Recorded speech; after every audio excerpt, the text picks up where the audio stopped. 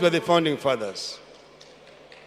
So we said we need to start on our journey toward realization of that dream. The foundation has partly been laid, but we need to expand on that foundation and move towards achieving the Kenyan dream by dealing a devastating blow to the three major enemies of our people: ignorance, poverty, and disease. Those are the three major enemies of our people. And we said that we confront them frontally by coming up with policies that are responsive to the needs of our people. That is why in this manifesto, we have laid out our strategy of how to deal with those three major enemies of our people. We started with wealth creation. How do we create wealth? This country has remained for a long time purely an agricultural country, basically processing industries, processing agricultural products. You said now we want to go to proper industrialization. This country is very strategically situated on the eastern coast of Africa, on Indian Ocean seabed. It is therefore right to say that it can become a manufacturing hub for the region, Eastern Africa and Central Africa. So you said, you're not just going to come up with processing industries, processing agricultural produce, but primary manufacturing. Instead of importing steel, which we need in great amounts, as we're sitting under this dome here, all the frames here are steel frames. All the high-rise buildings that we have here are all supported by steel.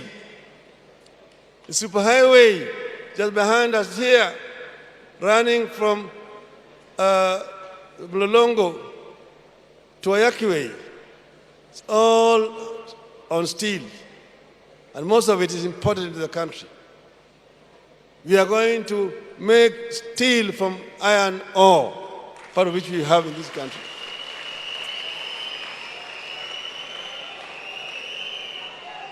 Africa is the richest continent on Earth, on planet Earth, in terms of raw materials.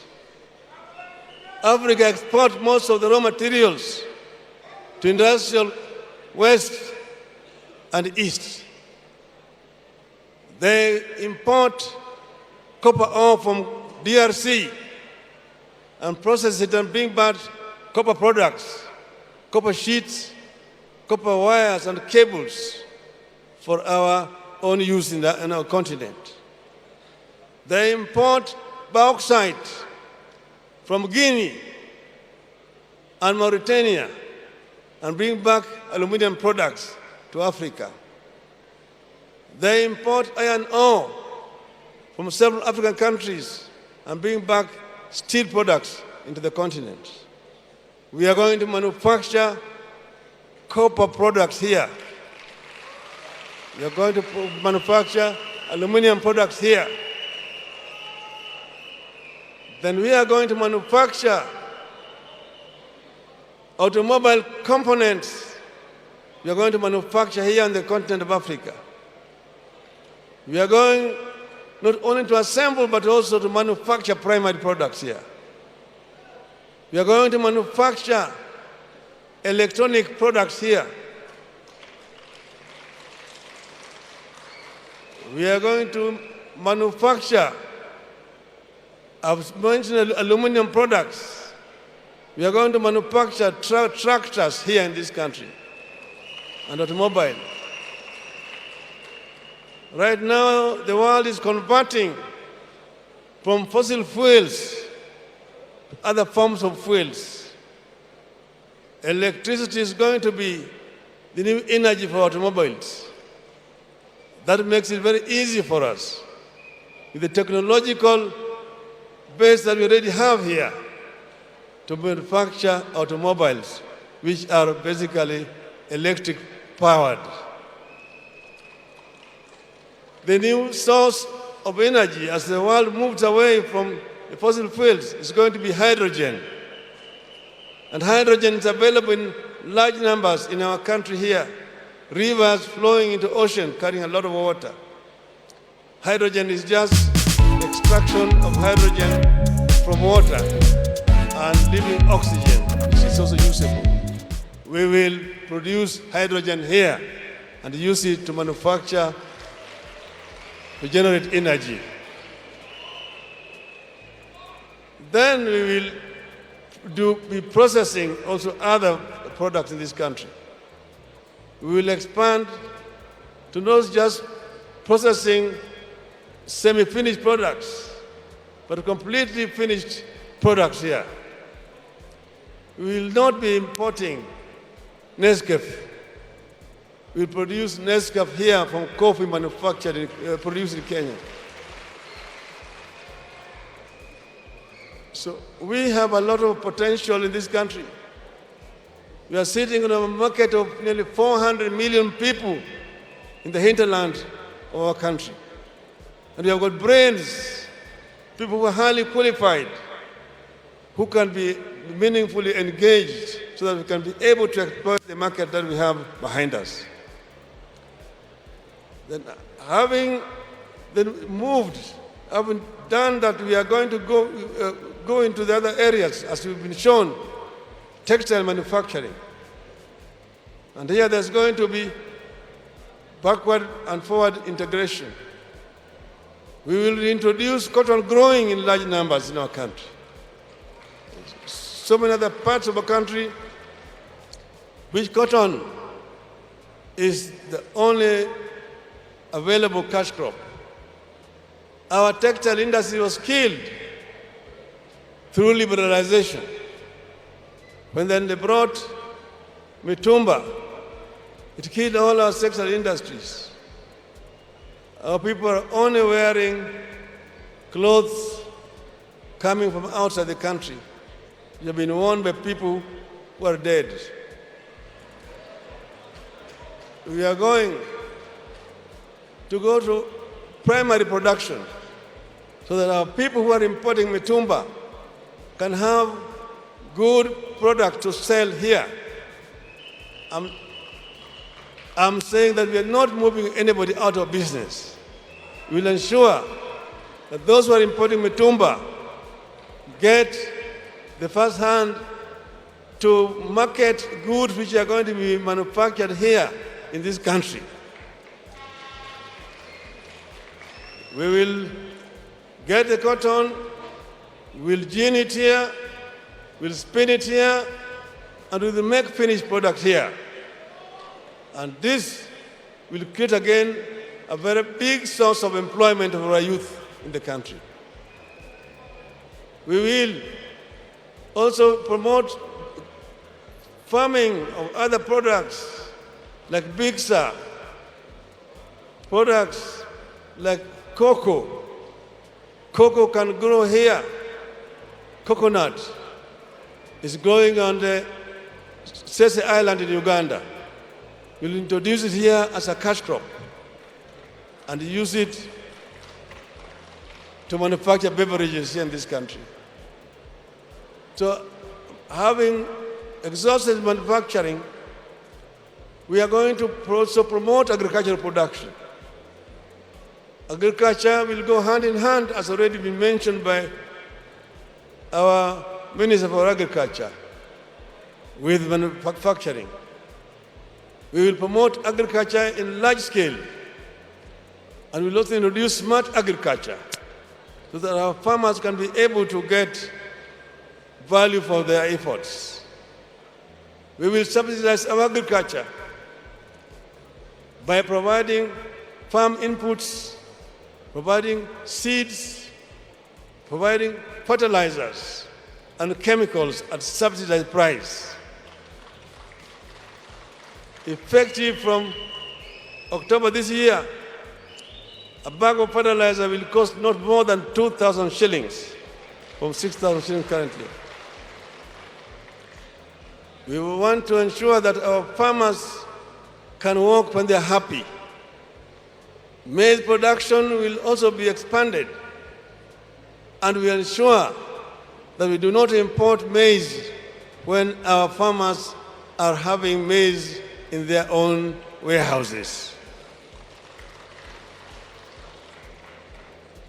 On the issues of health, we have already been told the Babacare is going to ensure that all Kenyans have got access to good health care.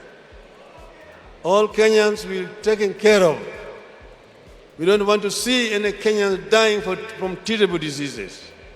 We're going to promote research in our institutions here so that our people can be able to develop medicines that are made in Kenya rather than importing medicine from outside of our country. In terms of education, I've said that education is going to be free. By free, I mean free. Truly free. True. Our children will have access to free quality education from primary to university.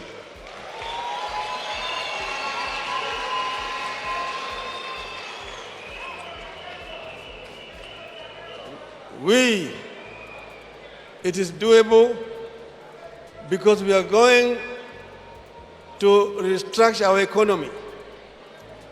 We will have priorities which are going to set for our people. I've also mentioned that we are going to employ all the teachers who are trained and are actually staying idle at home immediately so that we can be able to improve quality of education in our schools. So we want the Kenyan to walk this journey with us. What we are trying to offer is not something that is impractical. It has been costed by our experts. We know exactly where the income is coming from, which is going to fund the program that we are going to release. So it is not utopia. It is something that has been worked on by very highly qualified Kenyans, and this is what we are offering. So generally, this manifesto is our contract with the people of Kenya.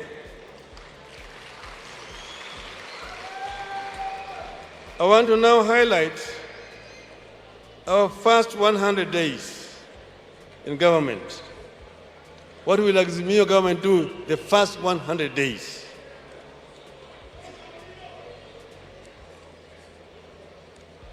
Number one,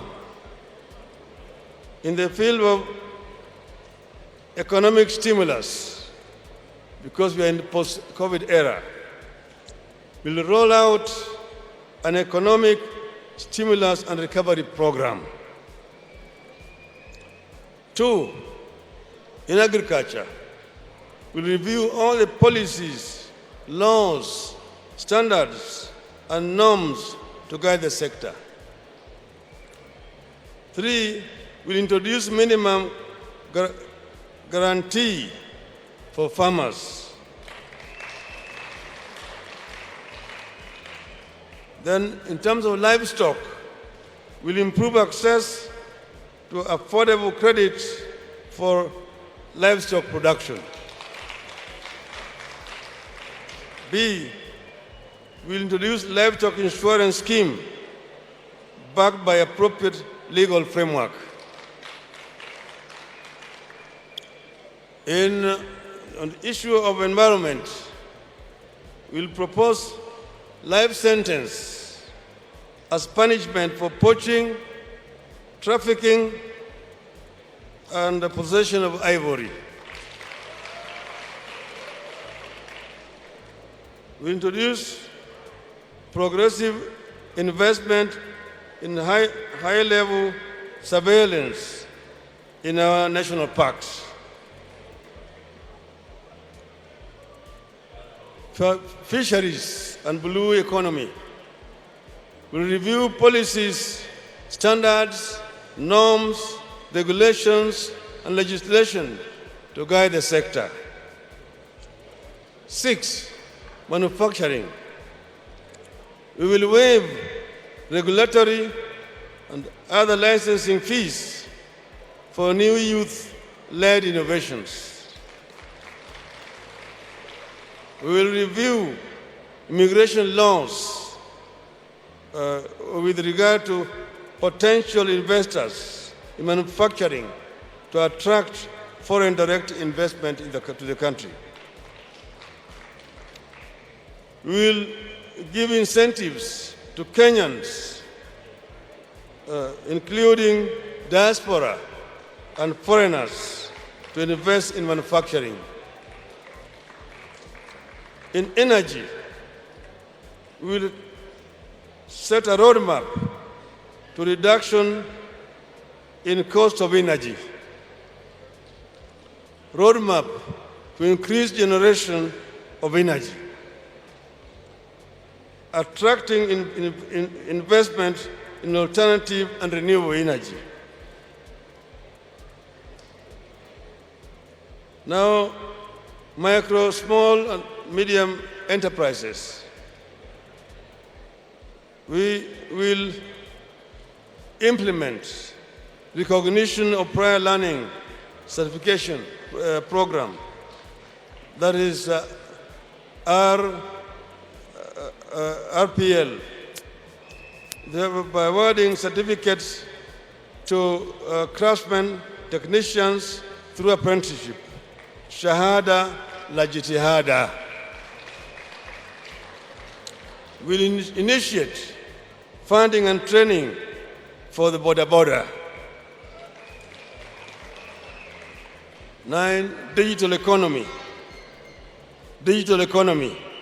We'll expand programs that connect the youth to digital economy, the global networks. Debt management and public expenditure. We'll commence negotiations for debt restructuring, stock management to ease the burden on Kenyan taxpayers. Inua Jamii will implement cash transfer of 6,000 monthly stipend to each of vulnerable households.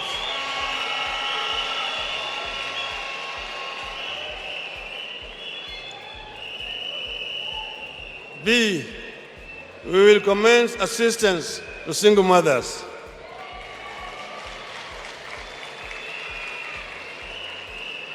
C, we will implement a social protection program for unemployed youth, modeled along Kazi Mtaani. 2, we will review the cost of living with special focus on fuel, unga, mobile data, and energy. 3, we'll initiate implementation of universal healthcare insurance, Baba Care. 12, education. We'll ensure all unemployed trained teachers are absorbed. 13, security. We'll assign at least 6 police officers in every police station, trained and equipped to handle police-youth relations and also to restore relationship with all the citizens.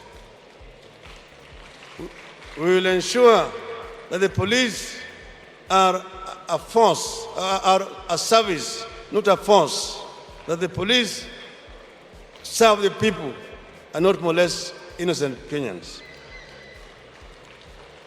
B, will improve pay and other terms of service for KDF and police personnel. Good governance will declare corruption a threat to national security and establish a specialized department in the security agencies for corruption surveillance. This we shall do within our first 100 days in office.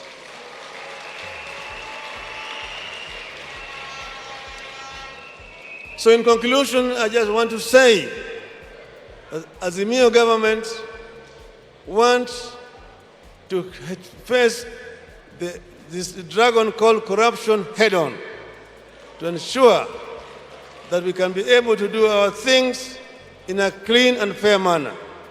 Kenya has a great potential. Kenya is a great country, surrounded by neighbors with whom we want to work very closely. We are going to work towards the creation of East African Federation. We want to ensure that Kenya moves away from the league of third world economies, and Kenya now plays in the league where it rightly belongs, to middle income economies, with a way to move into the first world economy. Kenyans deserve better. Long live Kenya. Azimio! Azimio! Azimio! Azimio! Azimio!